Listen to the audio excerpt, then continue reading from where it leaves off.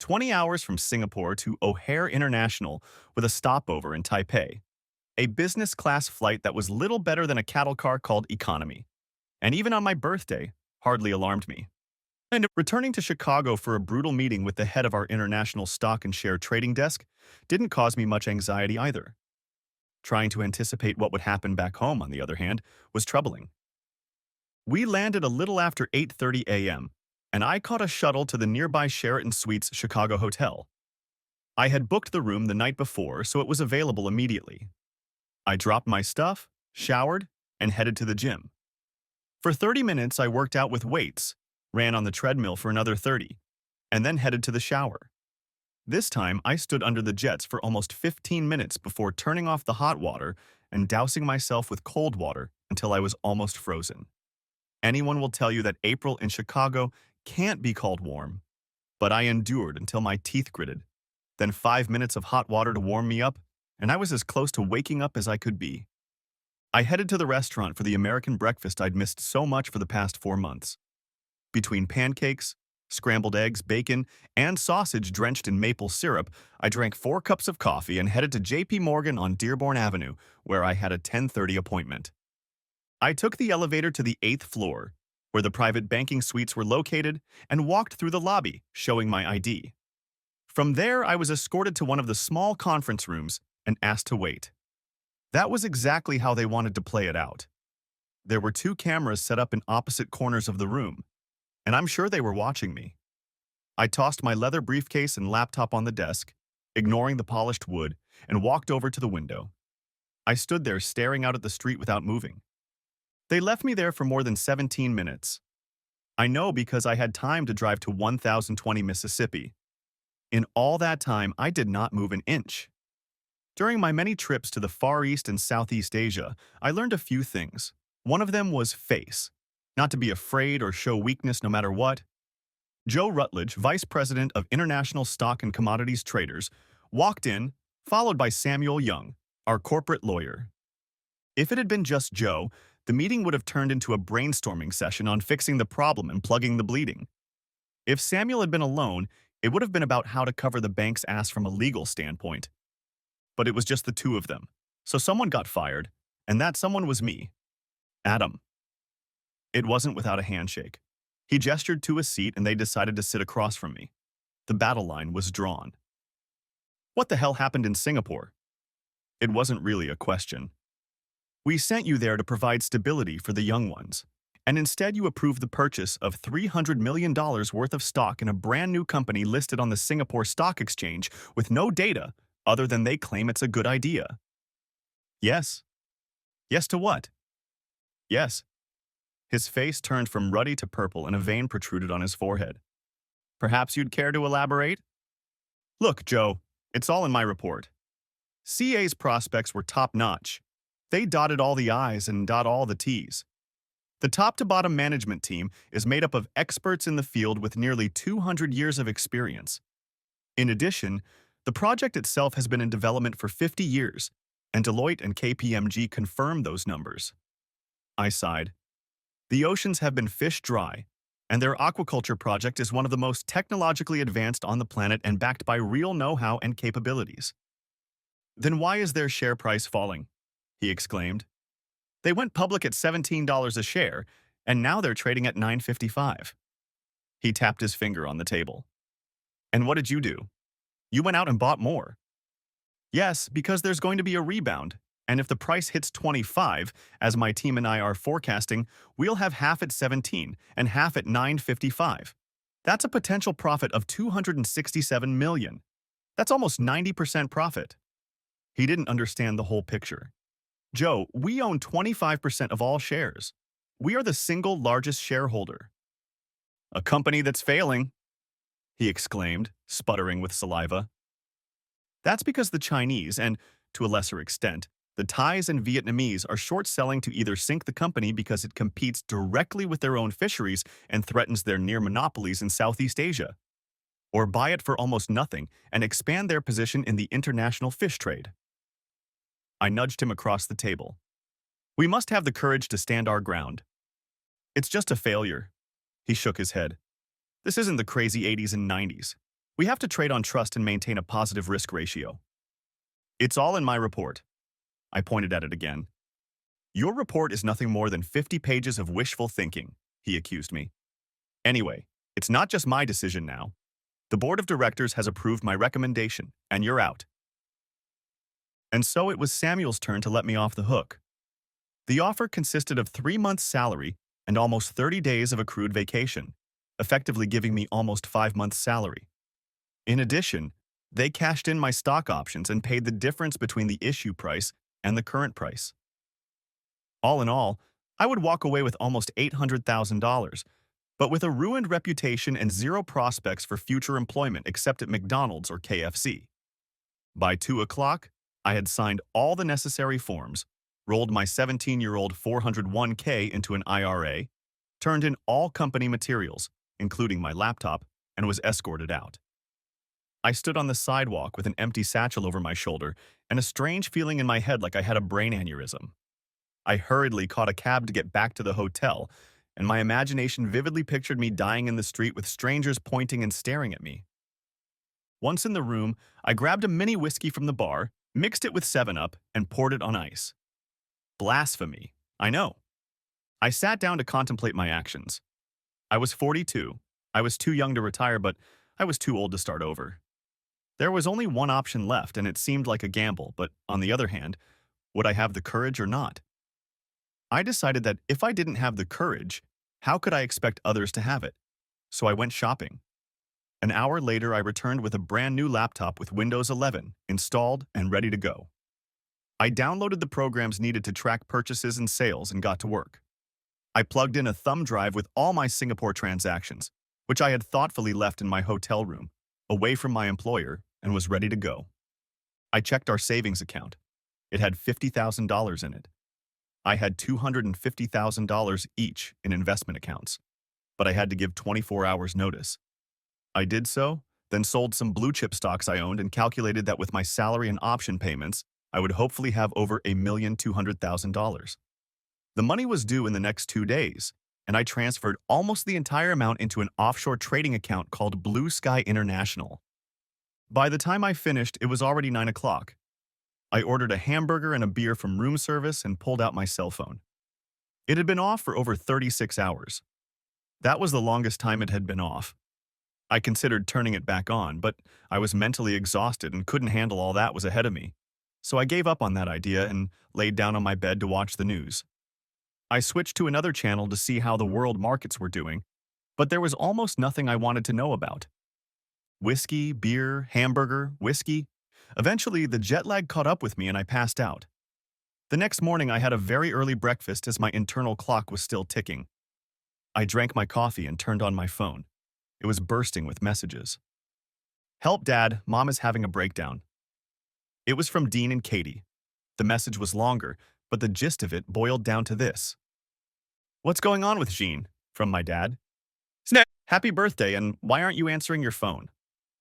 From Jean's parents. Happy birthday, Dad. From Dean and Kathy. Happy birthday and good luck, Adam. From Team Singapore. Happy birthday, son. From Dad. Happy birthday, little brother. From my sister, Georgia. Then followed calls from Dean, who said Mom was sad and crying but had already calmed down.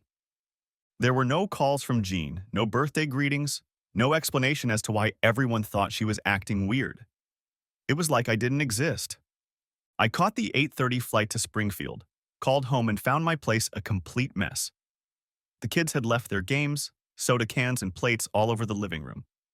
The floors looked like our vacuum cleaner had broken. The kitchen was even worse. The sink was full of unwashed plates. The dishwasher was overflowing. The trash can was overflowing. I took things to the laundry room where unwashed clothes lay for what seemed like weeks. I separated the white and light from the dark and began the process. Back in the house, I began to put things in order from the living room to the kitchen. In the living room were 2 empty wine bottles and stemmed glasses. Both had lipstick marks of different colors on them. Our bedroom looked like it hadn't had its bed changed in a while. I laid clean sheets, changed the duvet cover, and ventilated the room. The children's rooms were indeed cleaner. Dirty, but cleaner. With my mind set on cleaning, I gathered my things, packed them up, and did the rest. I vacuumed the floors and emptied the trash cans. It took almost 3 hours before I thought I had everything done, and I headed to my office to turn on my laptop. The first thing I did was check the Southeast Asian Aquaculture (SCAA) rate. It was down to $9.37. That's almost 2 points lower for the day. We'll see what kind of balls I have when my money is in the till and I can get into the market. I called my dad. My mom died 5 years ago of breast cancer. We discussed Jean. He said she had seemed sad and depressed the last 2 weeks. He said she was heartbroken, but for no apparent reason. Strange. I checked our bank transactions, but nothing out of the ordinary. Things just keep getting weirder and weirder. I checked the messages on our home phone, but nothing unexpected there either. I dried and folded clothes for a bit, then decided to see what we were having for dinner. Short answer, nothing much. I went to the garage and reconnected the battery to my Audi A6. I pressed the start button, and the car started the first time. I went to the local supermarket, bought a few essentials, and came back with a set of groceries to make Thai green curry and jasmine rice. I boiled the rice in water and coconut milk with a little ginger to give it extra flavor. I stir-fried the chicken strips with zucchini, Asian eggplant, chopped lemongrass, fresh minced garlic, a bunch of Asian basil and fresh cilantro leaves with fresh green chilies. I added a can and a half of coconut milk, 2 tablespoons of green curry paste, and the zest and juice of 2 limes. A tablespoon of fish sauce, and finally a teaspoon of sugar to balance the sourness and let boil. I chopped 4 spring onions, fresh cilantro and basil leaves for garnish, set the table, and poured myself a beer. I was halfway there when Jean's car pulled up in the driveway and the kids, spotting my car in the driveway, ran into the house screaming that Daddy was home. I hugged them both at the same time and kissed them over and over. I told them how much I missed them, even though we Skype a lot. Tears came to my eyes and Katie sobbed in my arms, clinging tightly to me and shaking with her whole body. Dean was a little more restrained, as befitted his almost man status. We stayed like that for a long time. When I looked up, I saw Jean looking at us, at me. There was a strange, almost wistful expression in her eyes, and a couple of tears rolled down her cheek. She waited until I stood up, hugged our children, pulled me to her, and kissed me softly on the lips. "Welcome home, Adam." There wasn't much enthusiasm in her words, and her body language indicated some sadness or discomfort. Her gaze didn't linger on me for long. That smells nice." She sniffed. "What is it?" "It's Thai green curry," I exclaimed. Dean and Katie looked at me incomprehensively. "I don't know what it is, Dad, but it smells really good." Dean smiled and hugged me again to the nods and kisses of Kathy, who wrapped her arms around my neck, lifting my feet off the ground. "You two go get cleaned up and ready for dinner," Jean ordered. "Hurry up. You'll have plenty of time with your father later." She walked in, hugged me gently, and kissed my cheek. "You look exhausted, Adam." She visually assessed my condition. "How come you're back so soon? I thought you were going to be there for another 8 weeks." "Turns out the bosses didn't like some of my initiatives," I admitted. "I just got fired." She blushed. Then her mouth opened and closed like a fish in water. "Well, anyway, it's—" She stammered, searching for a word. "Unfortunately," she managed to mutter. "We'll see." "How?" "We'll figure something out." "But what about you?" I stared at the near stranger standing in front of me. I'd been married for 15 years, and she acted more like an acquaintance than my wife. "Are you all right?" I thought her eyes clouded over, but she blinked and squared her shoulders. "It's work." She tried to smile, but it didn't quite work. "The market's going down." That wasn't what I'd heard. "There are changes going on at MRE. There's a lot of pressure on everyone." She spread her arms out to the sides to show how huge it was. At that moment, the kids washed up, came down the stairs, and hurried over to me. "I'll talk to you later." She turned toward the kitchen. We gathered for the meal. I served and arranged all the plates, then poured Jean and I a cool California White. Dean insisted on a can of Mountain Dew, and Kathy asked for water. We sat down at the table and ate dinner as a family for the first time in 4 months. I told the kids stories about Singapore, about the lifestyle and some of the activities I was involved in. They were almost exclusively part of team training and included dragon boat racing, indoor golf, ninja tag, and combat archery. It was all a lot of fun. After emptying their plates, Dean and Katie disappeared together and came back smiling, holding a wrapped present. Happy birthday, Dad. Jean's hands flew to her mouth. I kissed my children to the sounds of "Oh my God," made by Jean. I'm so sorry, Adam, I totally forgot. I was about to pounce on her and remind her that I had given her gold diamond earrings for her birthday, but instead I focused on the kids. I opened my present. It was a Brothers in Arms set. I loved that show and always said I wanted to have a CD collection. I kissed them again. Their wide smiles matched mine from the pleasure of giving and receiving. I'll bring you a present tomorrow, Adam. Jean was embarrassed and remorseful. I waved him away. You don't have to, I said magnanimously. Being home with my family is all the gift I need. Dean and Katie threw themselves into my arms again with cries of, "Love you, Daddy." We sat at the table talking for an hour or more, but eventually they had to go do their homework while Jean and I cleaned up the kitchen. What's going on with you, Jean? You're not the person I know. She jerked her hand sharply, as if to stop me, and then her shoulders slumped. I don't know, Adam. I guess I'm depressed. You've always traveled so much and for weeks at a time. Last time it was too long. She looked me in the eye. You're not here. We hardly live the same life. Tears ran down her cheeks. I feel lost. I reached out and enclosed her in a bear hug. She resisted for a while, but then she gave in, let me hold her, and quietly sobbed. We stayed like that for a while. I wanted more. I wanted to solve the problem. But she wouldn't let me know that she wanted more than just to be in my arms. And she was right. Over the past 6 years, since I'd been promoted to supervisor, I'd found myself in the unenviable role of problem instigator for young, inexperienced teams. We discussed it and agreed that we would have to make sacrifices, but the ultimate goal was that we would both retire when I turned 50 and enjoy a life of leisure and travel. She gently pulled away and suggested that I spend some time with the kids. I started with Katie, checking her homework, then did the same with Dean. After tucking Katie into bed, I kissed her goodnight and then walked over to Dean. Mommy's not all right, Daddy, he said worriedly. She's crying and hardly doing anything around the house. She even forgot your birthday. He looked back at the door to make sure we weren't being overheard. I think she's having a nervous breakdown. There were tears in his eyes. Please fix it, Dad. I nodded, even though I had no idea what was going on or what to do about it. As I walked down the stairs, I heard her talking quietly on the phone. She heard or saw me and passed out. Who was that? I raised an eyebrow. One of the girls from the office. She ended the conversation. We looked at each other. She didn't back down an inch.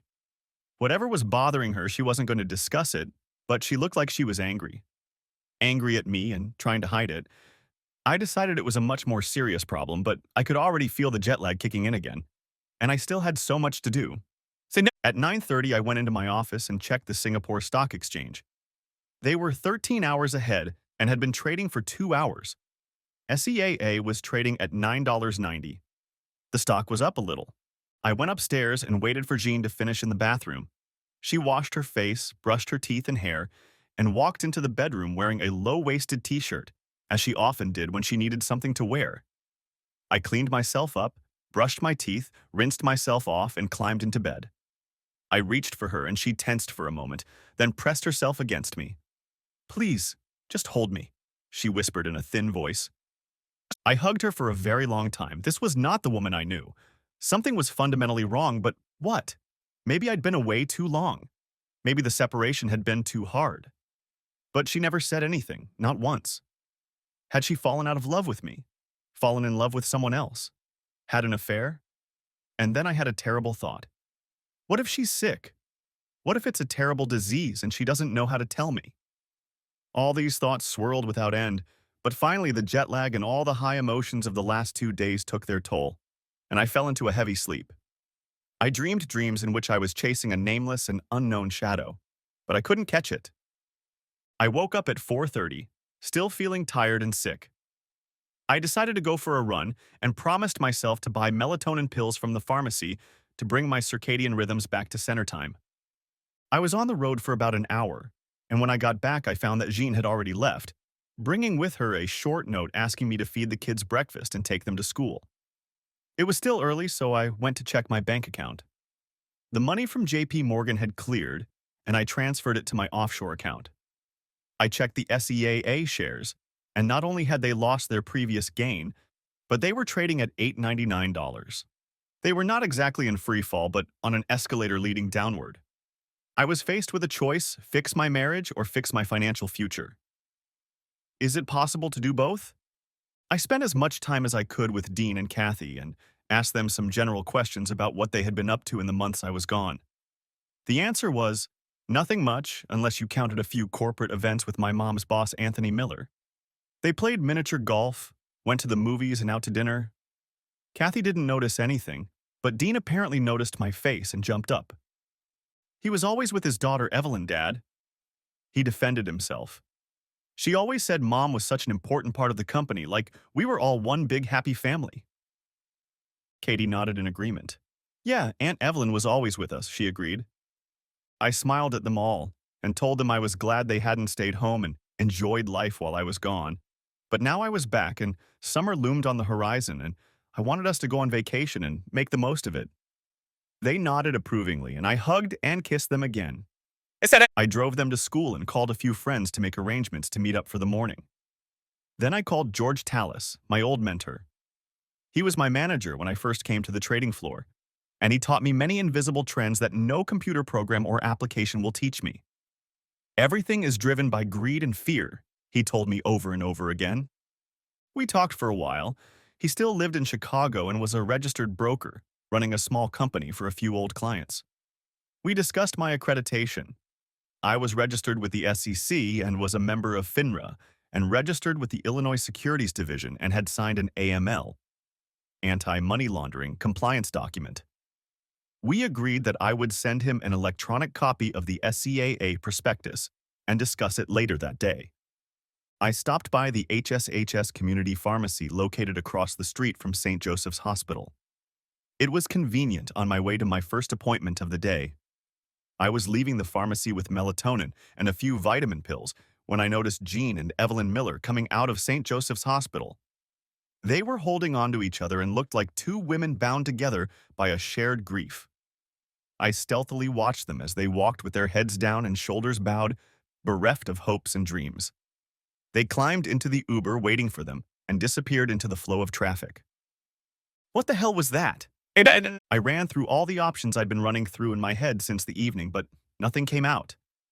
Had my wife been sick and not told me about it? Was Evelyn sick? They looked grief-stricken and huddled together, but not sick. Neither of them looked sick. Maybe it was a mutual acquaintance. They looked too emotionally attached to this pain to be mere acquaintances. A friend, then? No, more than a friend. A lover. Yes, quite possibly a lover. But a mutual lover. Whatever and whoever it was, they both shared a deep affection. Say it, my mind insisted. Did they love each other?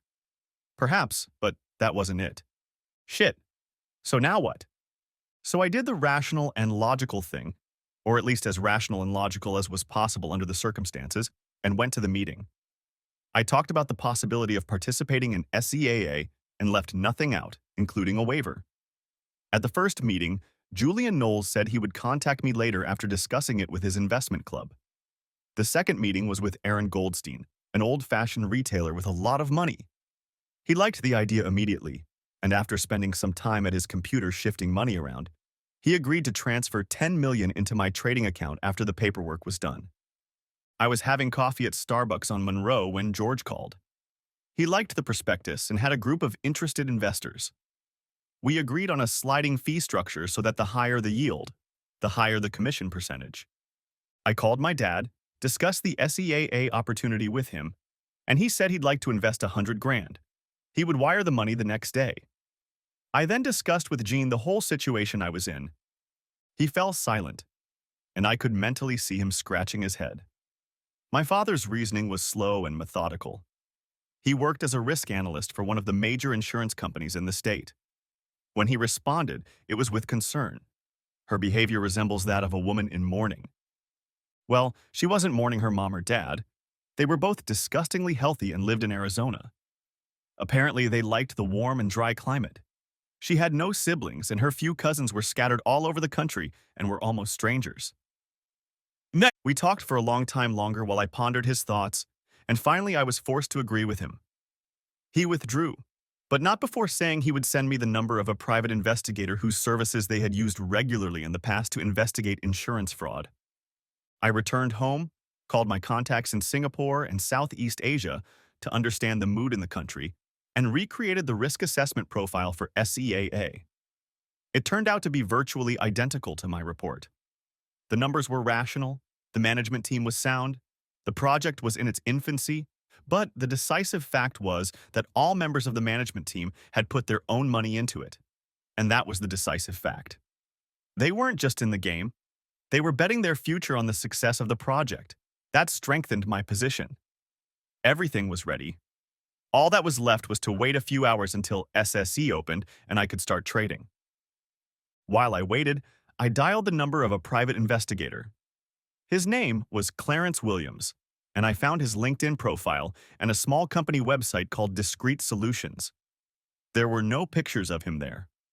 When I called, he spoke with a slow southern accent, and I got the feeling he spoke that way on purpose because his mind was like a steel trap and his questions were sharp and penetrating.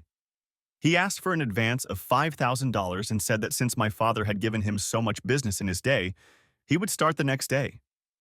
When everything was ready, I began to drink coffee, waiting for the time to pass. My nervous energy had peaked. Dean and Kathy got home late from sports practice, and I spent as much time with them as I could, but explained that I had important things to do.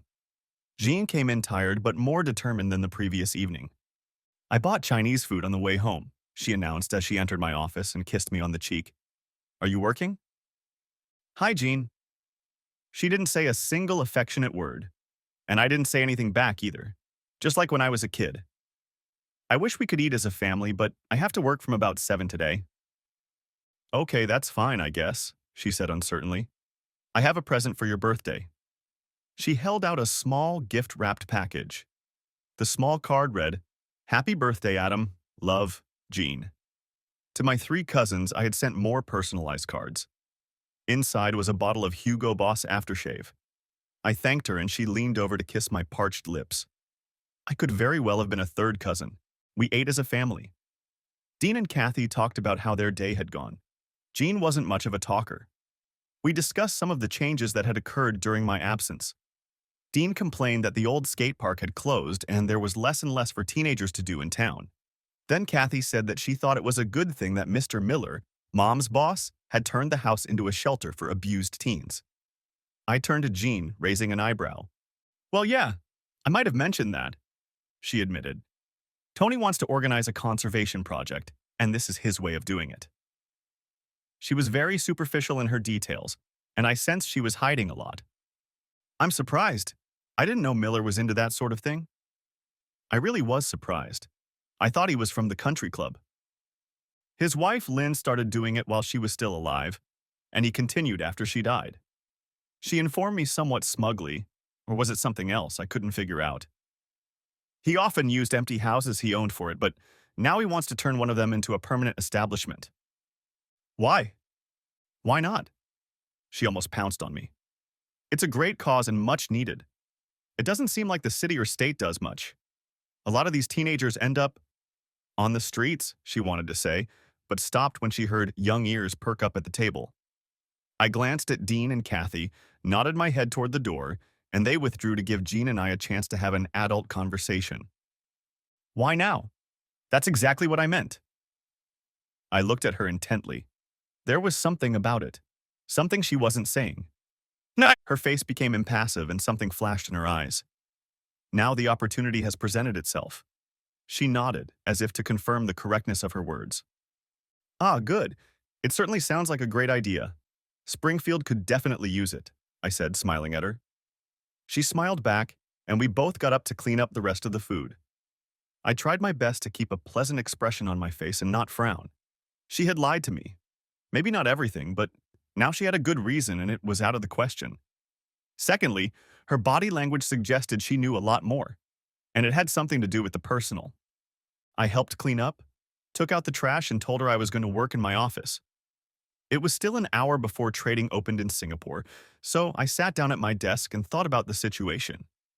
I thought about my marriage, trying to keep my sanity and not give away the deeply buried pain that threatened to consume me. I realized that if I gave up now, I wouldn't be able to do what needed to be done. And at the same time, I realized that if I held back the pain, it would likely get worse. I wondered how we'd gotten to this state. Before, Jean and I had been compatible in almost every way. We agreed on where to live, how to spend our money, how to vacation, when to have children and how many. We had a good life. To be honest, the last few years had been difficult because of my traveling and being away, but usually we made plans before I returned and invariably had a mini honeymoon after I returned. But not this time. I thought we were both on the same page, but it turned out we weren't. This made me angry. Singapore and South Asia were full of women looking for non-Asian men, some for the experience, some because most foreigners held lucrative positions and had more to offer than their local counterparts. Some simply saw it as a ticket to the West. I was hit on daily, in the office, on the subway, in open-air food markets, and especially in the many bars and clubs. Many of my coworkers dated local women.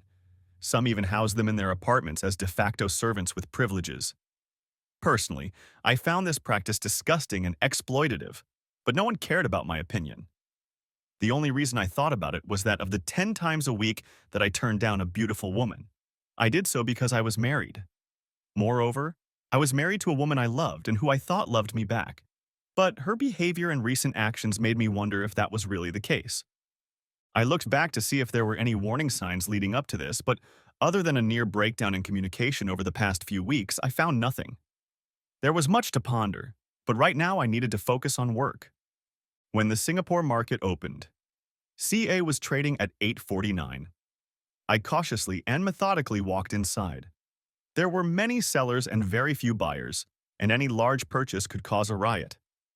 I had over 30 million to play with. My contacts and George's contacts were top-notch. They trusted our expertise. God help us all. My first purchase was for 5 million from an unknown person.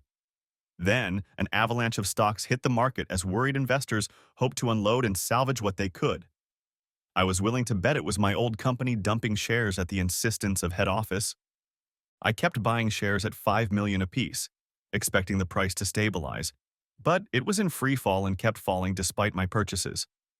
Someone was selling stock they didn't have in hopes of buying it back at the end of the day cheaper. The price continued to fall as panicked investors tried to get rid of their shares in hopes of getting 25 or even 20 cents on the dollar. The price hit the $5.61 mark when I made my last purchase of $15 million. With our $30 million, we had purchased a little more than 10% of the total stock. This meant that we could appoint someone to the board of directors, since we owned a significant amount of stock if we decided not to sell it, but to hold it and make a profit. I called George and we both drank whiskey over the phone. I chose an 18-year-old J.P. Weiser's Canadian whiskey on the rocks. George, being an old and old-fashioned guy, poured himself a 10-year-old Bullet bourbon. Our purchases ended up encouraging some investors sitting on the sidelines to buy at such a favorable price.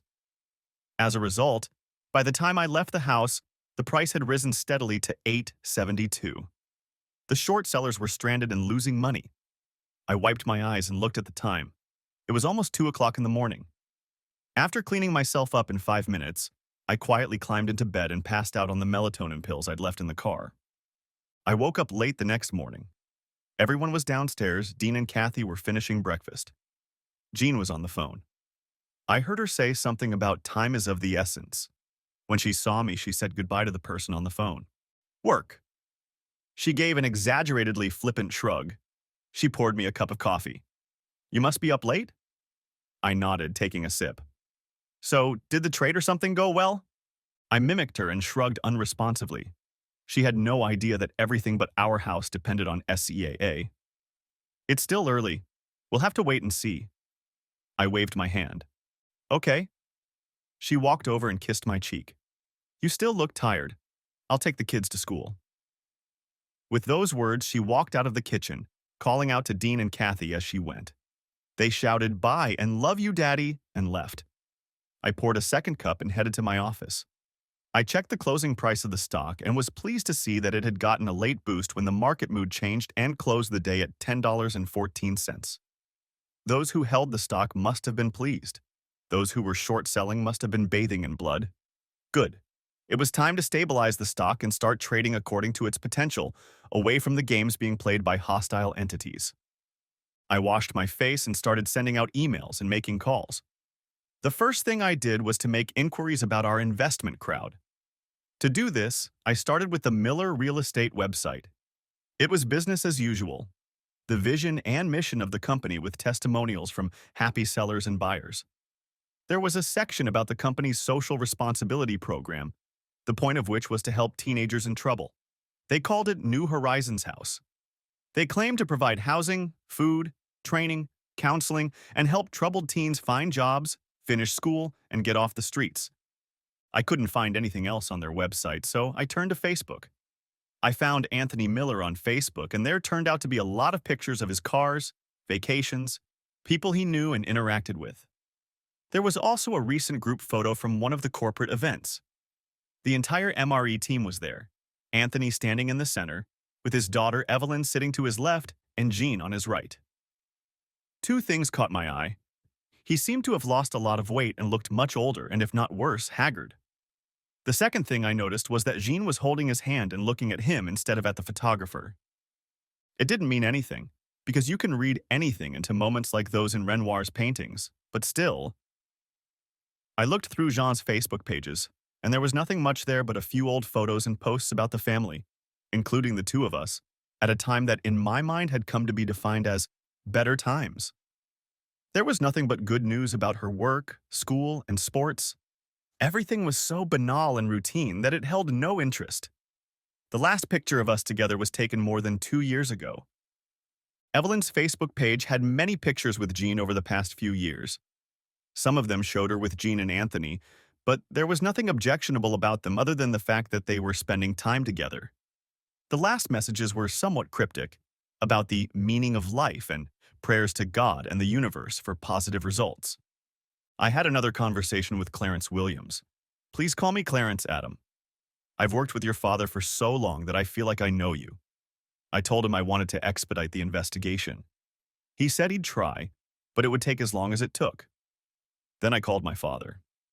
His advice was to stop drawing unsubstantiated conclusions and homegrown theories, let the experts do their job, and finally give them time. He said it simply. I find myself in a quandary. Should I contact my wife and start fixing what was broken? Would it not lead to more heartache later on if I realized I had been played? On the other hand, if I did nothing and everything could have been fixed, how hurt I would be if I could have made a difference but didn't. There was one hot law office in town, and I called there. I got through to an employee who advised that it was better to fix the marriage than to divorce. According to her, there are very rarely winners. More often, there are only losers. I had one last card to play. One of Jean's male colleagues did me a small favor after I recommended some inexpensive but quality stocks to him. He had last worked at MRE about 6 or 7 months ago, but I decided to get some information out of him. He worked for a competing real estate company, but was free until late lunch. So we met at Red Robin for hamburgers and beer. Chad walked in wearing his trademark golf shirt, chinos and dockers, and he had sunglasses on his head. If he tried, he couldn't have looked more like a realtor. After pleasantries and general chit-chat over eating burgers, I got down to business. He laughed when my intentions became clear. So you're on a fishing trip, Adam? I nodded. Why?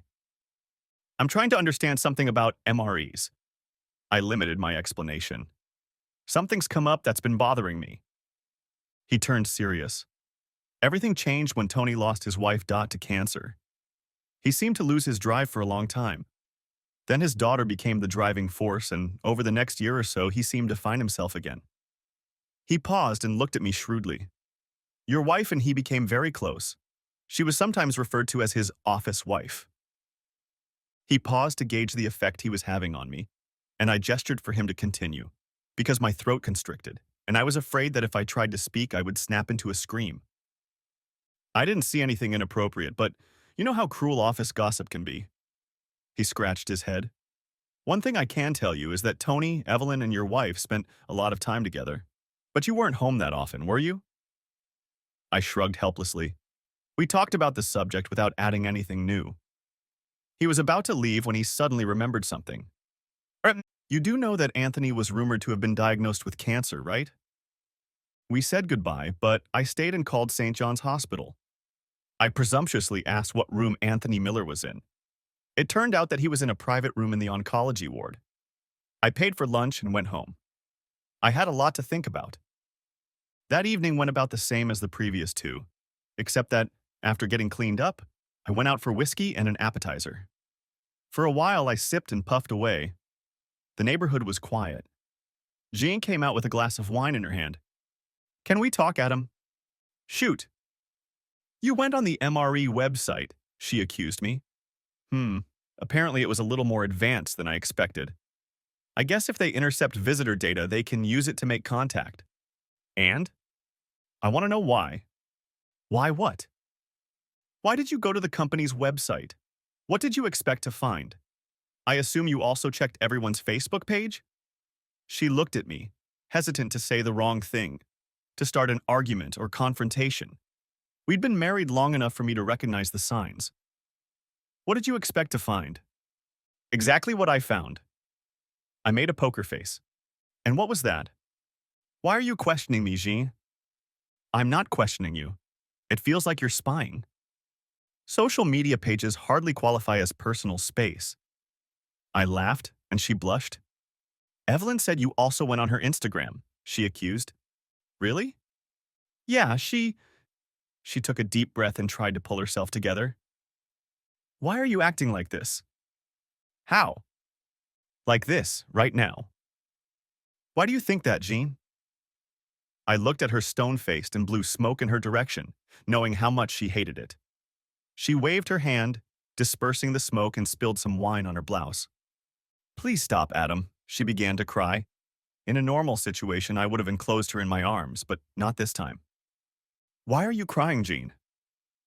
I looked at her without emotion. You're upsetting me with your behavior, Adam. She growled louder to get her point across, but I only let out more smoke, creating a small cloud. Who are you? I asked her. She tried to formulate an answer, but remained voiceless for a while. Finally, she found her voice. I am your wife, Adam Carter. That's who I am. She looked at me. I'm not sure. I stepped back as she gasped and ran into the house. I finished my drink and headed to my office to work. CAA stock was rising strongly and had already risen to $11.92, and it looked like the trend would continue. George and I discussed it and agreed that it was a trend and not a spike. I stayed online and continued to monitor the activity in the market. With the exception of the blue chip stocks, which were in a slight uptrend, the rest of the market was volatile, but within expected boundaries. CA was the only stock showing significant upward movement, but still far from its quoted price. It seemed that we were seeing some profit taking on the part of those who bought low. I wrote to one of my JP Morgan team members, and he admitted that they had managed to dump about half of the stock at 50 cents on the dollar. But my former boss, Joe Ratledge, advised me to hold the rest and wait, as the trend looked positive, and perhaps they would eventually come out in the plus side. We both laughed a bit. He said that JP Morgan might eventually want to rehire me and fire Ratledge. That night, I took a spare blanket and fell asleep on the fold-out couch in my office. The next morning, I checked the closing prices on SGX again and was pleasantly surprised to see that SEAA had closed at $13 and a few cents. The trend continued as predicted, and our investors doubled their money. Now, if we had managed to reach the predicted $25, we would have made over 300% profit.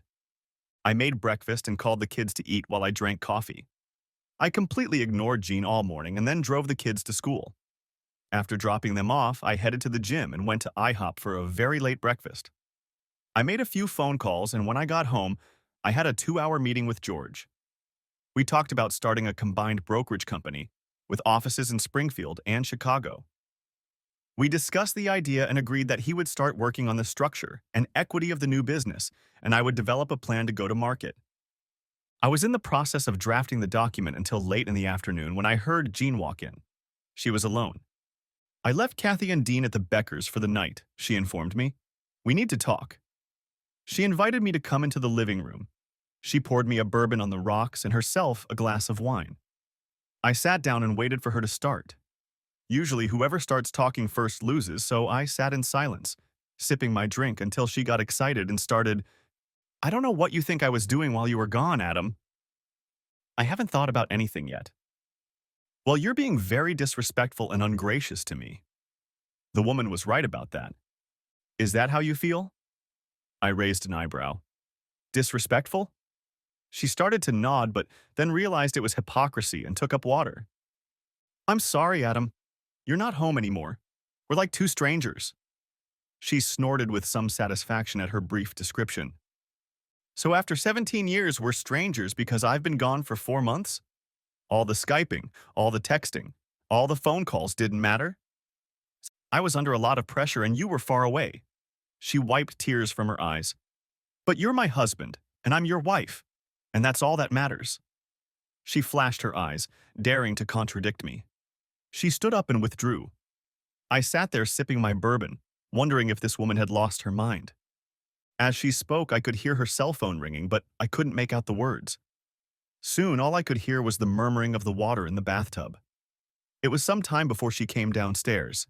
She was wearing a gray soft knit dress that ended a palm above her knees, a pair of black shoes, and a single string of pearls I had bought her in the Far East a few years ago. "Go take a shower and get dressed," she tells me. "I'll make a reservation at the Chesapeake Seafood Restaurant." I was ready in 15 minutes. I dressed with the feeling that she was on the phone with someone again. I ignored my instinct and bit my tongue. We drove to the restaurant where she started with a gin and tonic in the lounge, since Jean had discovered gin.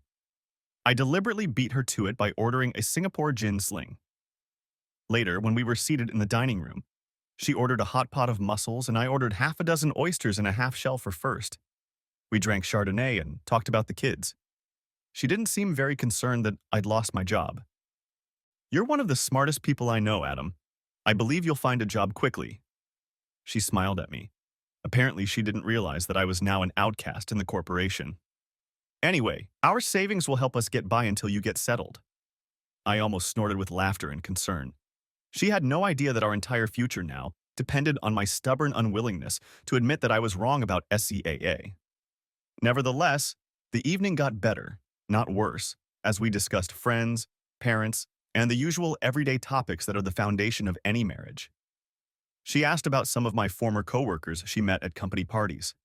I shied away from talking about MREs until I had some information. Then it was time for the main courses. I ordered the captain's platter, and she ordered the lobster. She treated me to wine, and I drank it, wondering if she was trying to get me drunk. Because if she was, she had succeeded. The evening passed easily as we basked against each other. I have to say, if she was having an affair or cheating on me with someone, she did a great job of showing me how much she missed me. She caressed my hand, looked into my eyes, and was 100% attentive. We finished our meal and headed home. I woke up to the smell of coffee and bacon. I pulled on my sweatpants and went downstairs. She was making scrambled eggs and bacon and English muffins in the toaster. Apple juice was on the table and coffee was boiling. We ate breakfast together and she told me about what needed to be done around the house and in the backyard. After that, she got dressed and went to get Dean and Kathy. I was in the backyard getting ready to start a little cleaning up after the winter when I noticed my phone ringing. After answering it, I listened to the radio. It was Clarence Williams. "Can you talk?" he asked, and my life turned to complete shit. We arranged a quick meeting at a coffee shop downtown. I dropped my unfinished work, cleaned myself up, and walked in. He was already waiting and waved when he recognized me. He wasn't at all what I expected based on TV shows and movies. He was a small, unassuming man. His height didn't exceed 5 feet 7 or 8. Thin, gray-haired, and balding. He wasn't very swarthy, but he wasn't one of those light-skinned black men either. He was wearing dark pants, a shirt, and an old sports jacket. Even his shoes looked like they had been bought at Walmart. All in all, he was a nobody. Most likely, he drove a Toyota. However, his expensive cell phone didn't match his outward image, and I chuckled inwardly. He had clearly created an image of himself as an unremarkable lowlife.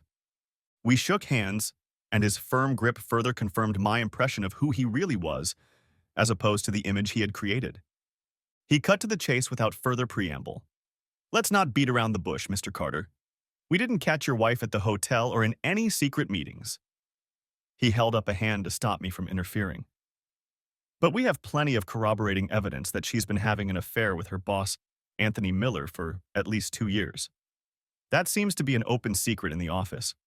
Of course, his daughter Evelyn knows about it and not only condones it, but facilitates it in every way possible. They met regularly during the week, and it seems that when you weren't home, she often left the children with friends and moved in with him herself for the weekend. He was firm and relentless, trying to lay it all out before I exploded, or whatever it was I was going to do. His voice began to lose volume, and my pulse quickened and drummed in my ears. My hands clutched at the table like I was having a heart attack. It was one thing to think your wife was having fun with another man, and quite another to have it confirmed by a near stranger. Clarence continued to talk, but I could hardly hear anything. My insides were burning, and I tried my best to pull myself together. Besides, Mr. Miller has been diagnosed with a very aggressive pancreatic cancer, and he only has a few months to live. What? I tried to realize. What was that? I said that Miller has been diagnosed with metastatic pancreatic cancer. He's now undergoing therapy for the second time, but it doesn't seem to be working. This confirmed what Chad had said and what I had discovered, but I didn't know that cancer was incurable and inevitable. I finally understood Jean's behavior, her state of mind. Everything said she was in pain because she was mourning the man she loved. She was trying to come to terms with his impending demise. I told Clarence about Jean's behavior and how I thought it was all connected, but not because he was my friend. Not because he was my confidant, but because he was here in front of me, and I just needed someone to talk to. My initial impression of Clarence's hidden depths was confirmed by his next words. Many cheaters try to minimize their actions by saying it was just sex, or that it meant nothing, but that's nonsense, Mr. Carter. He took a sip of his almost cold coffee and made a grimace, then looked at me again. Cheating doesn't just happen. They're invested in each other and in the relationship. He frowned, as if fishing the words out of his memory. Women need to feel loved. No one gets into a long-term relationship because of sex. They may start that way, but after a while, feelings come up. Love, and it's usually justified by the claim that you can love more than one person. He looked up, assessing the effect his words had on me. Cheaters don't spend all their time having sex, Mr. Carter. They go to restaurants and movies. They take walks and share experiences. They discuss movies, books, politics, and ideas. They develop a personal marital language. They share their hopes and dreams and invariably lament that their illicit relationship is not their permanent relationship. He nodded his head as if agreeing with himself. They usually find faults in their spouse to appease their behavior and justify cheating, and then discuss their spouse's real, perceived, or attributed faults with their other in an attempt to justify their immoral actions. I was shocked and devastated. I mean, I understood all of that, but honestly, it wouldn't have hurt me as much to think that they were dating to do that. My wife was in a relationship with another man who gave her all the same things I did, but without the burden of raising kids, settling life scores, household chores, and everything else. She gave him all of her attention. He gave her good times without the daily grind that a normal marriage is saturated with, and nothing that would turn their time into the less exciting and more routine life that husbands and wives mostly share. We talked some more and then agreed to stop investigating for a while I considered my next steps. He left, and I was left to sit and contemplate what my life would now look like. One thing I knew for sure: my marriage was over, and this delusional reasoning of staying together for the sake of the children was beyond me. As unpleasant as the thought of being separated from my children is, the reality is that 60% of children in the U.S. live in separated or divorced families. I don't think my family would be any different. I sipped my rapidly cooling coffee. The pain coursing through me from the inside was real, and at the very least, it had to affect Jean and Miller.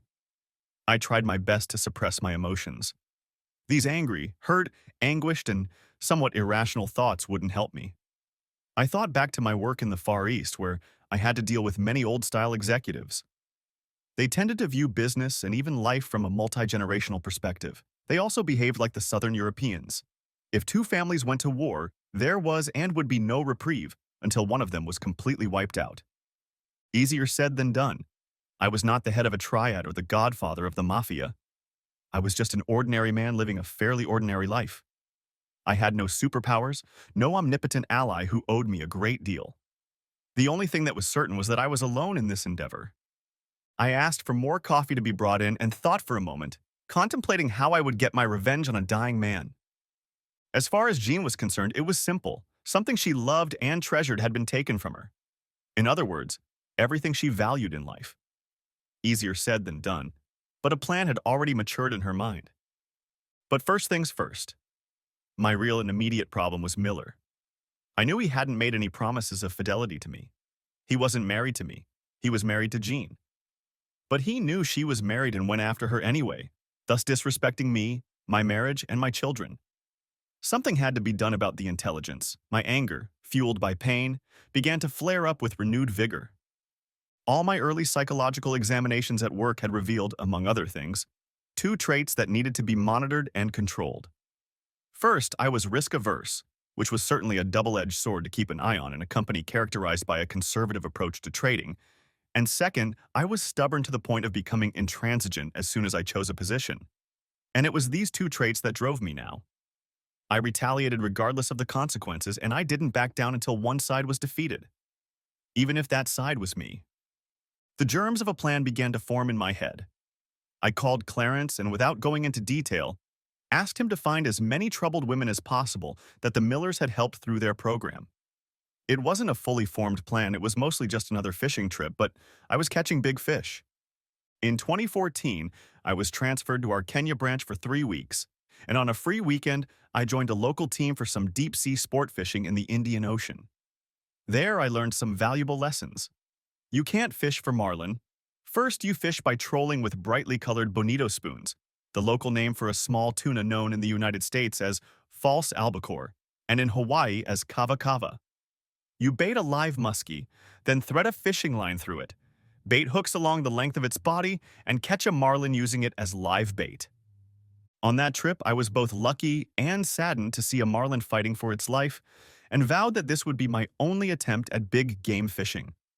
But the lesson learned from catching the marlin gave me a plan of action. I drove home, doing breathing exercises until I came to my senses and could pretend I was in the same mood as before. She still wasn't home, and I went about the business I had left unfinished. Later, she came back with Dean and Kathy, and we fired up the grill and cooked steaks and corn on the cob with coleslaw and warmed baguettes. I spent the day as an active father and a dutiful and loving husband. I was two people living in one body, a warm and loving man on the outside and a cynical bastard on the inside. Cynical Adam decided that since her lover was dead, and she was afraid I would put two and two together, she was trying to do damage control. I was obviously her backup plan. My time with Dean and Kathy was as real as my time with Jean as a B-movie, but she truly believed it. Cynical Adam advised me to keep it in mind after the divorce when I was looking for women to date. The next few days turned into a strange existence in which I was simultaneously living a lie and watching myself play my chosen role. I wondered if movie and television actors experience similar feelings when watching themselves on screen as a character. The good news was that George and I had sorted out the new trading organization, registered it in Singapore, and transferred the entire SCAA portfolio there. But that wasn't the only good news. After the market went on a roller coaster ride, SCAA was trading at $16.33 and rising rapidly. We had already more than doubled our investment and, as I had hoped, were looking at a threefold return. Given how easily I had sunk into my psychopathic personality, I became paranoid, so I instituted serious security measures that required a fingerprint and password and encryption of all my files and emails. I always turned off my laptop and completely deleted all emails that didn't come from George without opening them. I would then upload everything I wanted to the cloud and reformat my phone, completely deleting everything and then re-uploading what I needed. After that, all that was left to do was research other interesting stock listings and call people I knew of potential investors from JP Morgan in the expectation that I would make an offer to buy some of their business. The only thing I wasn't too worried about was the non-competition clause, since quitting made it virtually null and void. My marriage front went quiet while I waited for the ammunition to arrive, and it arrived on Thursday in the form of a flash drive from Clarence. The transfer took place at a different coffee shop than last time because my paranoia had peaked, albeit for no particular reason. He made a list of 14 women. It was everyone he could find. There were brief biographies, and some even had old photos attached. 5 still lived here. One of them worked as an escort, a prostitute to be exact, so Miller's intervention didn't help her much. She had a number. I went out and bought a cell phone, then called her, and we arranged to meet at a motel on the outskirts of town. She said an hour was $100 and I would have to pay for the room. She arrived on time, 2 o'clock in the afternoon. She was small, thin, and tattooed. Her name was Layla, and she stood in the doorway. "Show me the money."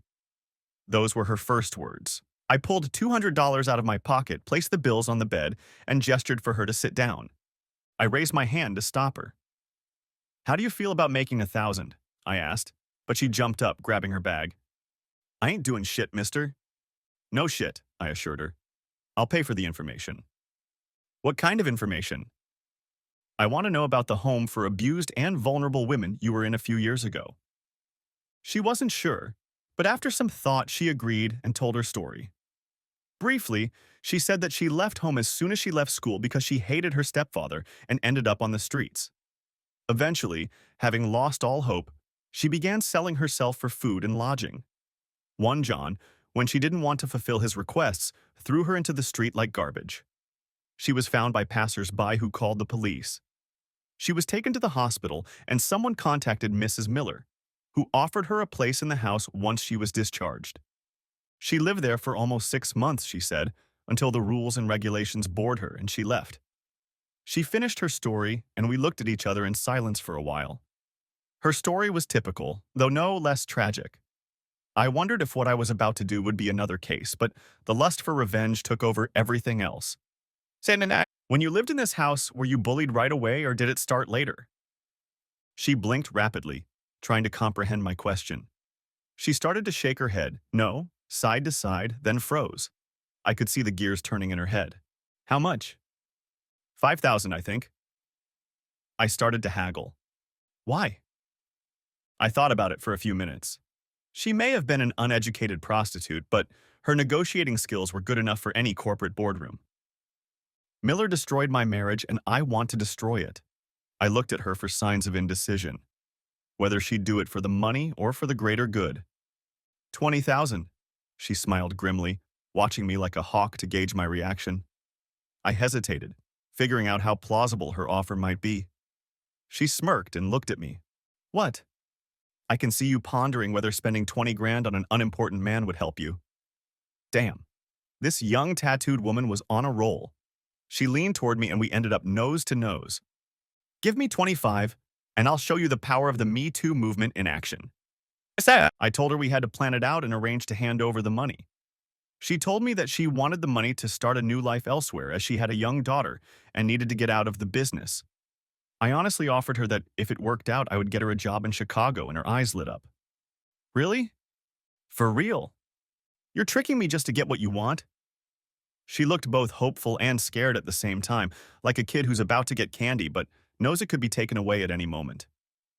I managed to reassure her that everything was fine. We agreed that she would do what she promised and we would meet to discuss next steps when she was ready. We exchanged numbers. I gave her my phone number and asked her to save it under Jerry's name. I begged off, and phase 1 was complete. At home, I continued my dichotomy of inside and outside, and Jean seemed to keep buying into it. To be honest, she too was focused on the Miller Legacy project and didn't notice anything else. I, on the other hand, was reaching inside as best I could without making her suspect anything and getting updates on how far the project had progressed. We cooked and ate together like old times. During breakfast, she told me that she would be busy helping to set up the New Horizons house, and there would be a grand opening on Monday at 10 o'clock. I already knew about it. It was being written about on the company website and social media. I feigned interest and, without giving the appearance that I was interested, asked her about it. Turns out they were planning to have the mayor and his entourage cut the ribbon. A whole crowd of local media was supposed to be there, as well as the CBS television station. "Did they stop the chemo and radiation so Tony could feel well enough to attend?" I heard her ask. "Probably Evelyn's." I didn't hear an answer. It will be a momentous moment. She sobbed slightly. Only if I have nothing to do with it. Time to escalate the situation. My divorce papers were ready. All that remained was to get permission to file them. Illinois was a no-fault state in 2016, and there were no laws allowing me to sue Miller for loss of affection either, so it was a matter of irreconcilable differences. I started the day on SGX. Our stock had reached its offering price and was rising, albeit in small increments. A good start to Friday. I had a coffee and tuned into the WMAI radio station. At 9:30, an interview with Evelyn came on. She was talking about the wonderful social responsibility program run by MRE and her father, Anthony Miller. It was soulful stuff like chicken soup for the soul. She explained that the New Horizons house is simply a continuation of a program that her mother started, and after her mother's death, her father continued. Now there was an opportunity to turn it into a full-fledged project with full funding, but obviously it would work better with community involvement and donations. The presenter spoke almost enthusiastically about the value of the project and then asked for listener opinion. WMA listeners spoke favorably, and some promised to donate. The presenter promised to put donation information on the WWMA homepage, and Evelyn said there are details on the MRE website and the New Horizons website. Several more calls in the same vein followed. Hello? The voice on the other end was hesitant. She was asked to speak louder, and between her breaking voice and quiet sobs, she managed to raise her voice. Please, please don't believe this house helped anyone, she managed to whisper. All it did was let Mr. Miller bully women. She burst into tears over the phone. Evelyn went into an apoplectic fit. Never. This never happened. My father is a good man. He would never do anything like this. The caller was still on the line. He did, and more than once. There was justifiable indignation and anger in her voice. Do you know who I am now? She shouted in a breaking voice. I'm a whore. I work the streets. That's all I'm worth thanks to your precious daddy. Her pain was unbearable. My name is Layla, and your father ruined me. She sobbed, and the connection cut off. The station went into a commercial break. When they returned, the anchor was torn between his original interview and addressing the elephant that filled the airwaves. Evelyn was stunned by this turn of events and tried to explain that it was nonsense, and that her father was a good man who would never do anything like that. It was obvious that she believed that, but then again, we all want to believe the best about our parents. All the lines were ringing, with people both berating and praising Layla. One said what you'd expect from a whore. She's clearly trying to make money.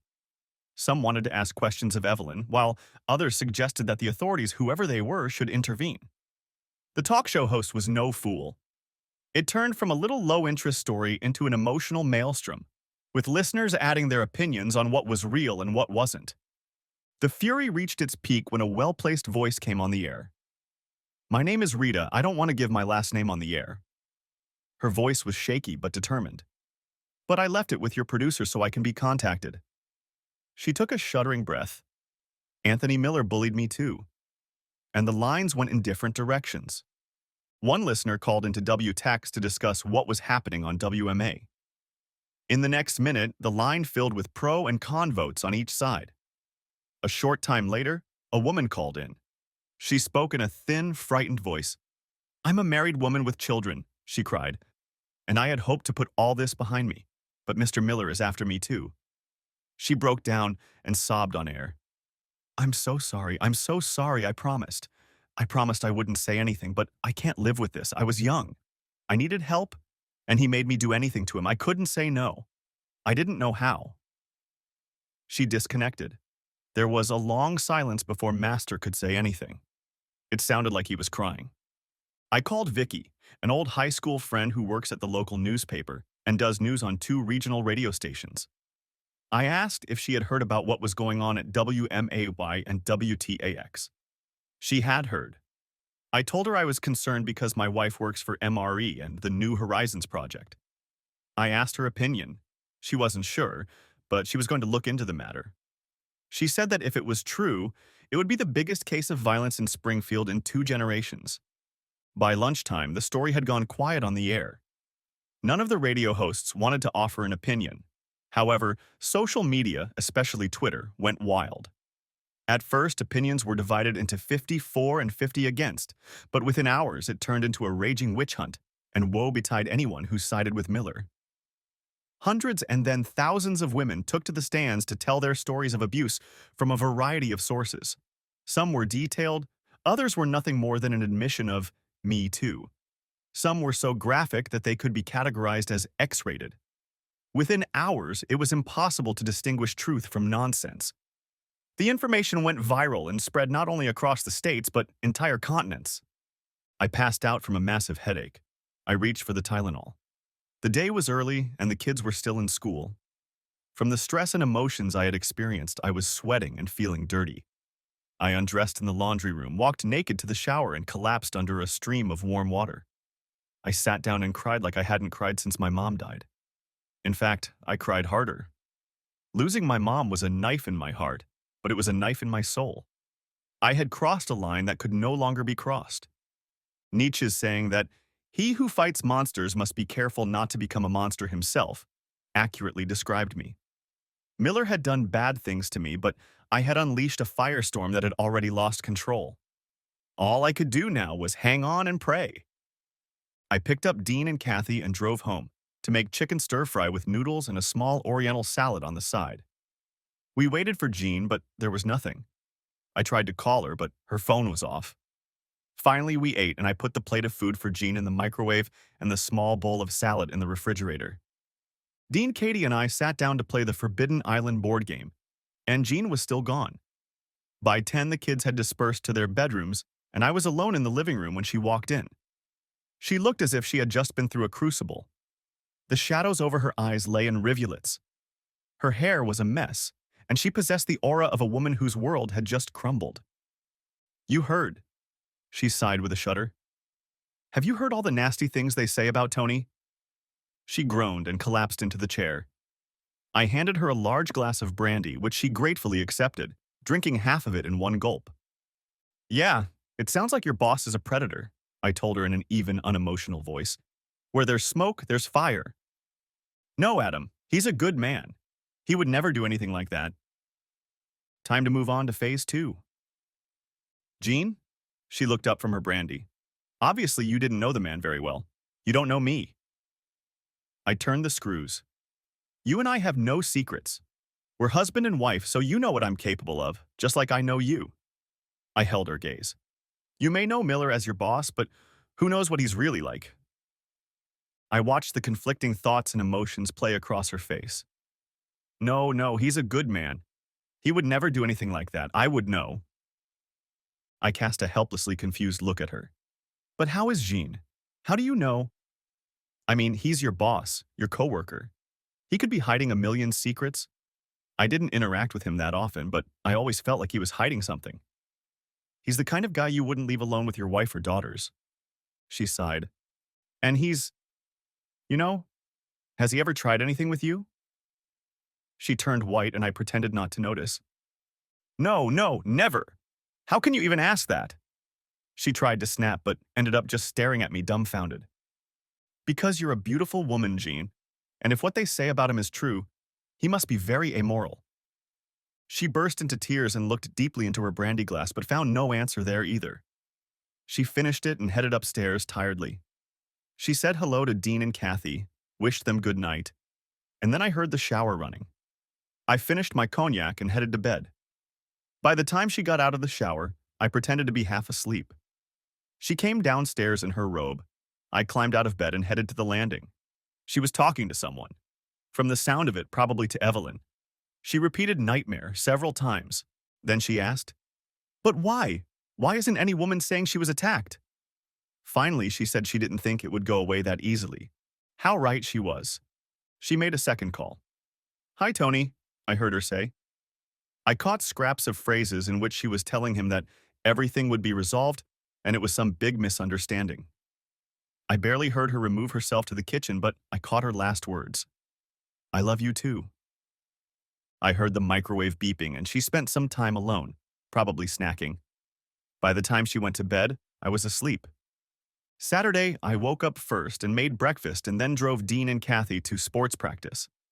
When I got home, I was on the phone with Vicky. She informed me that another woman had applied and there were 4 of them so far. She also said that her sources at City Hall had told her that the whole project was now considered toxic and they were trying to distance themselves from it. Denials from a number of community associations soon followed. By mid-morning, the Attorney General's office issued a statement that it would conduct a full investigation into the matter. By the time I got home, it was all gone. The SGX exchange was closed, so there was nothing to do. I talked to George about business and my father about the state of my marriage. He agreed that it was irretrievably broken. He said he felt sorry for Dean and Kathy, but like the rest of the kids in the US, they would learn to cope. I called Jean. Where are you? Said Evelyn and I and the company lawyers are trying to fight these nasty lawsuits. Are you sure you should get involved? I colored my voice with concern. The consequences could be serious, and you don't want to get involved. She resisted, as I knew she would, but all their lawyerly entreaties went nowhere. On Saturday afternoon and Sunday, which were the busiest days of the show, the MRE had less than 20% of its previous attendance. By Monday morning, phones were ringing off the hook with calls about canceled and withdrawn sales orders. The opening of the New Horizons home was postponed until the negative publicity was over. That Monday, another woman made herself known in an unusual way. This woman was married to a wealthy businessman and was well known in the community.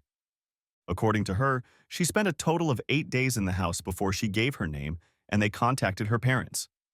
During that time, a man she knew as Mr. Miller abused her twice. She left her attorney's details for all the women who had been abused by Miller to contact him and file a class action lawsuit. By the end of that week, 5 things had happened. First, Miller was interviewed by the district attorney at the hospital, after which his condition deteriorated. Second, 3 of the 5 women came to the police and gave statements. All of them stated that they had been assaulted. Interestingly, all of the assaults occurred within a short period of time, about 5 years ago. Third, the media storm grew to the point where MRE closed its doors until further notice. Jean naively told me every night about how Evelyn was trying to keep the business going while vendors were leaving and taking customers with them. Fourth, SCAA had passed the $24 mark, and I was slowly throwing blocks of stock on the market that were quickly snapped up without lowering the price. We made back our original investment and still owned 2/3 of the stock. To put it bluntly, we sat back in complete excitement. My dad took Dean and Kathy for the weekend. I was just returning from a small boutique where I bought a chilled bottle of 2012 vintage Veuve Clicquot. I was ready to celebrate with Jean number 5. I noticed a BMW X5 SUV with the MRE logo on the doors parked in my driveway next to Jean's Lexus. I stopped and walked into the house. They were in the living room. Jean was crying and Evelyn was stroking her back and generally calming her down. Ladies. I saluted, walked over to the cabinet where our crystal was kept, and pulled out 3 champagne flutes. They stared at me dumbfounded with open mouths as I tore off the foil, twisted the wire to remove the cage, and popped the cork with exuberance. I then copiously filled 3 flutes and held them out to each of them. They were both in a sort of stupor, as if their brains had been turned upside down, and accepted the proffered glasses. Salute! I raised my toast, drank half of mine, and burped. Then the yelling started. Jean, are you divorcing me? I thought we were a family. I noticed an open envelope with divorce papers lying on the coffee table. Evelyn, how could you, Adam? Don't you care about your wife? Don't you love her? Have a drink, Jean. We're celebrating the end of an era. I finished the rest of the champagne and reached for the bottle. Hi, Evelyn. First of all, I could, and I did. Second, I stopped caring about her and stopped loving her when she became your father's whore. I tipped my glass and saluted Evelyn. Let's drink to your father's legacy, Evelyn. I hope he lives long enough to stand trial, and then the whole world will know what a piece of shit he really is. She turned white and collapsed onto her back. I turned to Jean. Get yourself a lawyer. I smirked at her. The kids will stay with my father until custody is finalized. Her eyes widened with fear. She'd never seen me like this before.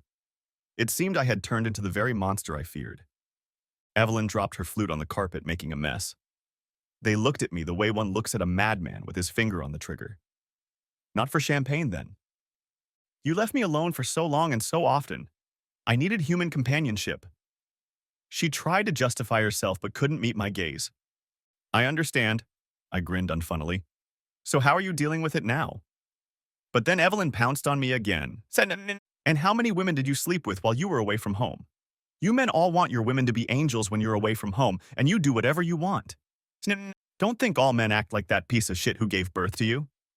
Just because he was happy doing what he could, destroying young women and marriages, doesn't mean the rest of us stoop to his depravity. I stared at her, hoping she would try to object or even pounce on me. I leaned into her face. Your father is a molester, a criminal, a disgusting pig. He may die before he goes to prison, but you, my whore wife, and the world will recognize him for what he is. His legacy project will never unwind and his money will be frozen by the courts in case of future lawsuits from his victims. MRE will file for bankruptcy and cease to exist, and you'll have to move far away and change your name. She trembled and cried at my verbal assaults. I bet she wished she was a man so she could hit me. I wished she was a man too, so I could unleash the rage I'd so carefully contained for the past weeks.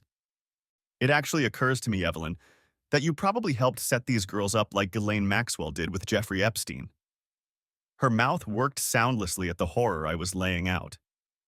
I think I need to contact the news media to let them know about you. She shook her head from side to side, her eyes widening with fear and horror. No, please, I didn't do this. It's all a lie. Some kind of mistake. I don't know what these women are trying to accomplish, but it's not true. My father is a good man. I turned to Jean. You have 2 hours to gather your clothes and leave.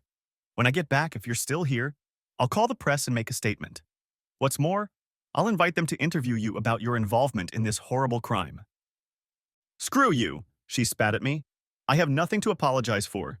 Well, except for cheating and lying. I'll move out, but I'll hire a lawyer first thing, and then we'll see who gets what. Oh God, Jean found her strength. 2 hours, I promised her. I got out of the car and headed toward her. But a few blocks down the road, all the unused adrenaline in my body caught up with me and I was panting and shaking. This went on for about 15 minutes before I got my body under control and was able to move on. For a while, I drove aimlessly around the city. Eventually, I pulled myself together and called my father. I told him about Jean handing over the papers and reiterated that he should keep Dean and Kathy with him until further notice. And while he should allow Jean to visit them, on no account should she be left alone with them, lest he turn them against me. We talked, and I left before the car even signaled that I was on standby. I found a gas station, filled up, and headed home, wondering how far from home I was, and when I got back it was 10 o'clock. The house was like a mausoleum, filled with the ghosts of happy times. The silence made my ears ring, and I couldn't sleep. 2,500 years ago, Socrates had said that life without exploration was not worth living, and I lay in bed, trying hard not to explore myself or look too deeply into my psyche because of the rage born of revenge. The only thing I knew for sure was that things had gone too far and there was no way to stop it. I feared that what was happening on social media was one thing, but if it went to court, things could unravel or fall apart. Would I not be implicated? I felt the need to get Layla out of town to at least eliminate my direct connection to the issue. Having decided this, I sank into a half slumber. When I awoke the next morning, I felt almost as tired as when I'd climbed into bed. After my morning rituals, I headed downtown to get some breakfast. I called the kids. They were doing well, but Dean already suspected that all was not well at home. I promised I'd talk to him and Katie soon. Over a cup of coffee, I reached Layla on the landline. So did I do as well as I promised? I admitted that I had. We talked and confirmed that she was flying out to Chicago the next day. I had already transferred money from my offshore trading account to one of George's offshore accounts. Then he had transferred small amounts to a bank account she had opened, and Layla was $25,000 richer and off to a job as a property management assistant arranged by one of George's investment contacts, who owned a number of commercial properties. I was finishing my second cup of coffee when Vicky called. 3 women have sued Miller, seeking damages, she informed me. The papers would be served on Monday. We talked for a while. She said she and the news editors were surprised by the timing and the way the whole story unfolded. But she reasoned that in the current climate, it wasn't surprising. Once the first woman, Layla, who claimed she was a prostitute, got publicity. The rest followed, as in the case of Harvey Weinstein. I spent the rest of Saturday with Dean and Kathy. I told them that their mom and I were getting a divorce because she was having an affair with her boss, Anthony Miller. Kathy didn't quite understand what an affair was. Dean understood. She slept with Mr. Miller, Dad. I nodded sadly. Yeah, they've been sleeping together for a while now. Kathy was crying. Dean was unfazed. We packed up and, taking my dad with us, headed to the golf course to hit a few balls. Dean and Kathy used my old clubs and both had a good natural swing. After eating dinner, we went to a Greek restaurant and eventually went to bed. I went back to my quiet mausoleum and had another sleepless night. On Sunday, I got a call from her parents.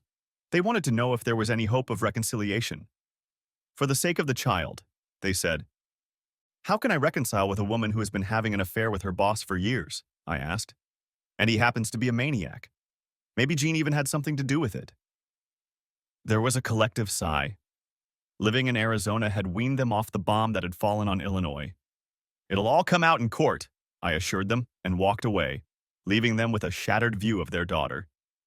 Life went on, mostly slowly and painfully. Dean and Katie moved back into my house, and my father moved in with me to help out.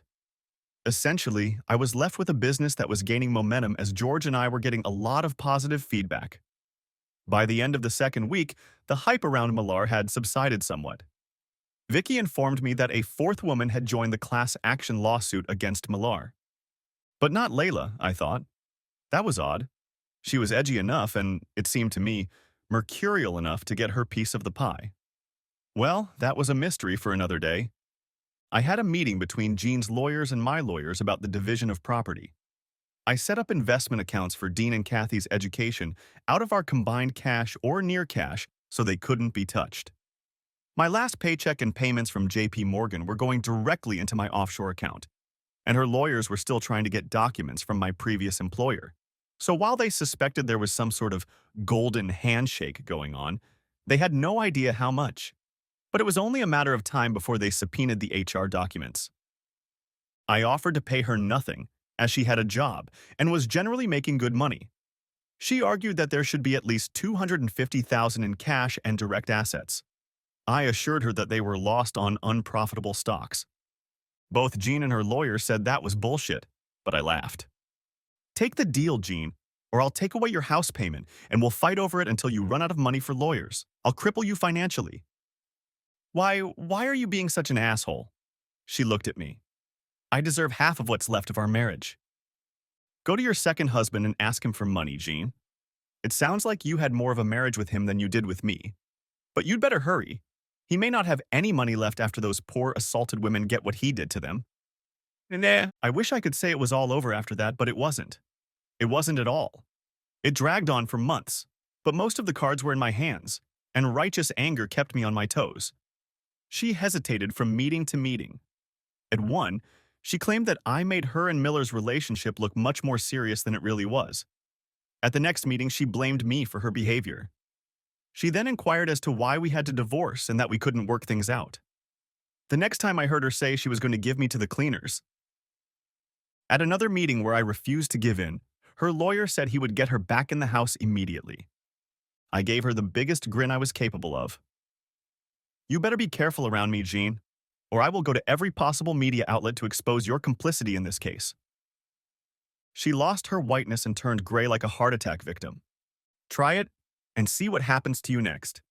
As I left the lawyer's office, I noticed Evelyn sitting in the foyer. She was looking at me angrily. I smiled at her the way one smiles at the walking dead, and her smile faded and disappeared. You should have stayed out of this, Evelyn. What you sow is what you reap. 2 days later, Layla was another $5,000 richer, and local newspapers, Twitter, and every other social media outlet was awash with new revelations that Evelyn Miller had helped her disgraced father, Anthony Miller. The prosecutor's office has been criticized for not arresting Miller or taking action against his daughter. The prosecutor's office spoke at a media briefing, saying it was still in the early stages of the investigation. The press didn't hold back, and a news storm erupted. The public was still reeling from the story of Ghislaine Maxwell and Jeffrey Epstein. Soon, the bloodlust was gripping Evelyn Miller as well. Miller was sued by 4 highly publicized women. I became seriously concerned and began having sleepless nights. Going to court was a huge risk for me and could easily derail the whole case. It was the 6th week after my return from Singapore. I was working from home as usual when the doorbell rang. It was Evelyn. "What do you need?" I wasn't going to pretend. "Can we talk, Adam?" "No, I don't want to mess with a predator like you." I glared at her and closed the door, leaving her standing outside. She called again. Just as I knew she would, she rang. "Please, Adam, just talk," she begged. I felt like laughing out loud. "Where's your entitlement, bitch?" Instead, I said, "I don't think so. You just want to record me and try to get me to say something you can use to your advantage." "I won't, I promise." "Good." Her eyes lit up, but I held out my hand, stopping her. "But first, put your purse and phone in the car. Wait here." I closed the door, discreetly put my phone down, and pressed record. "Okay, talk." I let her go and moved to the nearest couch. She looked unsure whether to stand or sit, but I motioned for her to sit across from me, and she crouched on the edge as if she might jump out at any minute. She pushed her loose hair back from her face and pulled herself together. "I know it's you, Adam. You're the one who created this whole nightmare." I just stared at her without emotion. She probably thought I was a snake in her Garden of Eden. "Stop it. Stop it now, Adam." I just sat there staring at her in silence, and she changed the subject. "I know you were hurt by Jean's affair with my father. Whoever it hurt, but all this nonsense about my father enslaving women is a lie, and it needs to stop. It needs to be disproved." I laughed in her face. "There's nothing I can do, Evelyn. It's up to the court now." "Please, Adam, please make it stop. I know you can." I smiled miserably. "Now that your world has collapsed, you want me to help you. Where were you when your father was having fun with my wife?" Her face flushed again. "Oh yes, you were helping, making sure she agreed to be your father's whore." We stared at each other in silence for a long time. I could read in her face how she was picking up and rejecting arguments to change my mind. Finally, she said, "When will you stop, Adam? When will you be satisfied?" Her eyes clouded over, then tears rolled down her face and she giggled visibly. This was no pretense. This was a defeated woman. "Not until your family is completely destroyed, Evelyn." She shuddered. Her eyes widened with horror. "We will not stop. There will be no truce. There will be no peace." I spoke slowly and purposefully. I wanted her to realize this wasn't a game. She couldn't back down. This was real. She realized the truth and fell silent as she pondered my words. Then she surprised me by making another attempt. "You want revenge on Adam? How?"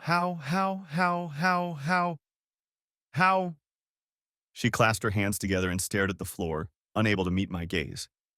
She was in her early 30s, unmarried, and had no children. Judging by her Facebook page, she had recently broken up with her last partner, so she was single. Staggering, she reached the door and ran to her BMW on unsteady legs. I watched her drive unevenly down the street. I had conflicting feelings of satisfaction at having hurt her and letting her know that more would follow. At the same time, I was disgusted at my ability to be so callous and cruel to another person's feelings. It was still early, but I wanted a drink, and probably more than one. I spent the rest of the week in and out of law offices. In between, I continued to work on getting new clients. There was a listing on the Hong Kong Stock Exchange for a small IT company that looked promising, and a listing on the Johannesburg Stock Exchange for a natural gas exploration company drilling in the Indian Ocean off the coast of South Africa and Mozambique. George and I were completing due diligence before presenting them to a group of investors. The 4 women's class action lawsuit against the Millers was in full swing. The Millers, led by Evelyn and her attorneys, were trying to mitigate the situation and reach an out-of-court settlement. There was no way the district attorney could decide how to prosecute a man on his deathbed. So we all waited with bated breath. I heard the Millers were cleaned out of almost every penny. All the real estate owned by the company was sold, and the women got over $2 million each. The amount was not disclosed, but it was huge. It was effectively the end of MRE. I needed one more thing to complete my revenge, so I went to the hospital and entered Miller's room, looking official and walking as if I belonged to him and no one was challenging me. I was there to make sure he knew who had destroyed him, his legacy, and his entire life. He lived for 2 more days. Evelyn ordered him to be cremated. There were only 5 people at the small gathering after the cremation. One of them was Jean. She wanted to take Dean and Kathy with her. I told her I would see her dead first. You want that, don't you? She looked at me with a mixture of fear and hatred, very similar to the one Evelyn had during our last meeting. I didn't know you were so vindictive. You ruined him. It was you, wasn't it? She cried. And for what? Because he and I had a relationship. You went crazy and ruined so many lives. Tears rolled down her face. I laughed harshly. You're the one who planted the seeds, Jean. You... Why didn't you just tell me you wanted someone else? It would have hurt me, but it would have been honest. We could have gotten a divorce and that would have been the end of it. But you chose to neglect me, and that was unacceptable. For a moment, she became thoughtful. I loved Tony, she admitted quietly. He gave me what I needed. When he was with me, he was with me 100%. With you, I always felt like your job came first and I came second. She rummaged through her purse, found a pack of tissues, and wiped her eyes. And when we had Dean and Katie, I wasn't even in second place. It was your job, the kids, and I got whatever was left. She looked me in the eye. I needed someone to put me first for a change. I could have walked away and left her with my happy memories, but I didn't. I pulled out my phone. Listen to this. Was it worth it? She heard me ask. No, he wheezed. You ruined everything I've worked my whole life for. I laughed harshly. It's your own fault, Miller. I screwed you over big time. How did you find out? What? How did you find out about me using them? There was a long silence while I tried to comprehend what I'd said, and then I started laughing and couldn't stop. I dropped my phone. Then I finally got my laughter under control. I didn't do it. I started laughing again. Oh, miracle. I didn't know, Miller. I thought I was making it all up, but now I understand why those 4 women pursued you the way they did. All it took was one little crack, and then it all burst. Screw you, Carter, he wheezed, panting. Those women owed me. He tried to sit up, to show that he still had some bravado left in him. Jean collapsed to the floor and fell into catatonia. I walked away. She was no longer my problem. Epilogue. When MRE was getting rid of assets as fast as they could to free up cash, I bought the house they were converting to New Horizons House for almost nothing. It took some effort to get all the players together, but everything fell into place as if it had been predetermined in advance. As soon as the deal was signed and sealed, I took out ads in the local papers and went on the radio announcing that I had purchased New Horizons House and would turn it into a full-fledged shelter for abused women. It would be run by women only, and men would have no part in its operation or daily affairs. I renamed it the Joy Carter House in honor of my mother. Dad cried and kissed me. Dean and Kathy were impressed. The house was put into trust. The trustees were Dad, me, and the 4 women who had sued Miller. They were all more than happy to be involved and contributed some of their newfound wealth to make the dream a reality. The local and regional media called the project Phoenix and showered me and the women with praise, although I tried to stay as far away from the spotlight as possible. Besides being a social responsibility initiative, it also helped me look good in front of a judge when it came to my divorce. Jean ended up getting primary custody. I paid alimony until Dean and Kathy turned 18, and Jean could stay in the house until then, but she had to contribute 50% to the mortgage payment, and alimony was 0 for her. At one of the meetings when we were trying to divide up who got what, she claimed I had hidden the money. I told her to drop the matter or I would turn her life to shit, and oddly enough, she did. She became very wary of me, and I could see her choosing her words carefully so as not to upset me. I guess that's what fear looks like. I told her that she would get a substantial income from the house when she sold it, and that was the end of it. It took a while, but eventually we divorced. I bought a 3-bedroom condo so the kids could stay with me. I had them almost every weekend since Jean was back to selling houses, and weekends are the busiest time of her life, so that was good for me. I missed them from time to time as I started traveling regularly again, especially to the Far East. But overall, life wasn't too bad. I laughed at myself. Things were bad, but not that bad. Jean and Evelyn's relationship had soured immediately after I showed her the tape of my run-in with Miller. I also circulated an edited version of the tape where her father's voice confessed everything. It was another thing that took on a life of its own, independent of the original intent. Evelyn left a couple months later, and I never heard from her again. I met Layla in Chicago. Her real name was Leanne Roxton. She had cleaned herself up and was enjoying her work. "Did you know?" I asked her. "It was like an open secret," she confirmed. No one admitted to the abuse openly. Everyone was afraid it would be worse if they were thrown out on the street. "Why didn't you tell me about it too?" I asked, wondering. She laughed and shook her head. "I had no idea," she admitted. "Well, for one thing, I wasn't abused or anything like that. I contacted a few women I know and asked them if they'd be willing to say they'd been abused, and I'd give them $5,000. She glared at me, daring me to object to her mercantile actions. But I had no time to talk. The second woman with whom I continued to communicate was Rita French. On the phone, she fell apart and disconnected from me. But when I called the radio station a few days later when Miller's daughter went on the air, as you heard, the first one was Rita. Apparently, she decided she'd held on to him long enough. She sipped her soda. I didn't even have to pay her. I called her after the radio show and she said she only vaguely remembered one of the others, but before she could even try to contact her, the Me Too campaign started organically. And once it started, the whole thing just took off with us. "You could have made so much money," I sympathized. She shook her head sadly. "By the time they sued Miller, I was in Chicago and honestly had no idea what was going on. When I looked again, it was already over." She smiled slightly, remembering what could have been. "But you gave me a good start, Adam. Thank you." Well, that was it. My revenge was complete, and against all odds, my actions were justified. It was more than I had expected. I kept telling myself I wasn't a monster, but was I? The Millers were destroyed, just like in a fictional saga.